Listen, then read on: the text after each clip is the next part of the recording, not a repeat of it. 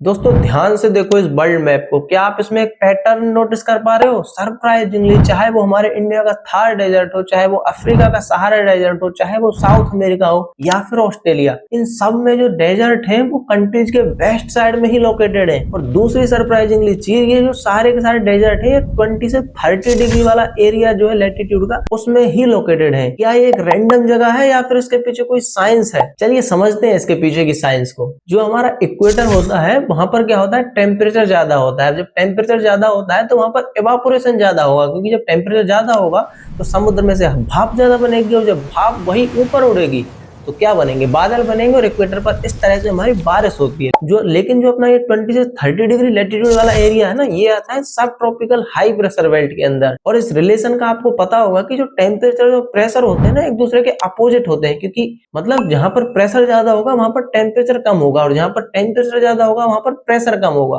अपना जो 20 से 30 डिग्री वाला एरिया है ना, यहाँ पर प्रेशर ज्यादा है और यहाँ पर टेम्परेचर कम है। तो यहाँ पर क्या होगा, जो हवा होती है ना, वो ऊपर उठने की बजाय नीचे गिरती है, और वहां पर इवापोरेशन होगा नहीं। तो ये रीजन है इसके पीछे की सारे के सारे डेजर्ट जो है वो 20 से 30 डिग्री वाले एरिया में लोकेटेड है। लेकिन फिर ये वेस्ट साइड में ही क्यों लोकेटेड है, ईस्ट साइड में क्यों नहीं लोकेटेड है? इसके पीछे का रीजन है कोल्ड करंट से। जी हाँ, तो ये जो कोल्ड करंट है, आप इनको समझ सकते हो एक तरह का ठंडा पानी। अब जो ठंडा पानी है इन करंट्स का, तो इसमें से भाप तो बनेगी नहीं, क्योंकि भाप बनने के लिए तो पानी को गर्म होना पड़ेगा। तो क्या होगा, जो बचा कुचा मॉइस्चर है ना अफ्रीका के सहारा डेजर्ट में या फिर थार डेजर्ट में, ये और उसको अब्जॉर्व कर लेते हैं। उसको भी अब्जॉर्व कर लिया तो बारिश होने का तो सवाल ही पैदा नहीं होता। इस वजह से ये जो सारे सारे डेजर्ट हैं कंट्रीज के वेस्ट साइड में लोकेटेड है। अगर वीडियो अच्छी लगी तो चैनल को सब्सक्राइब जरूर करना।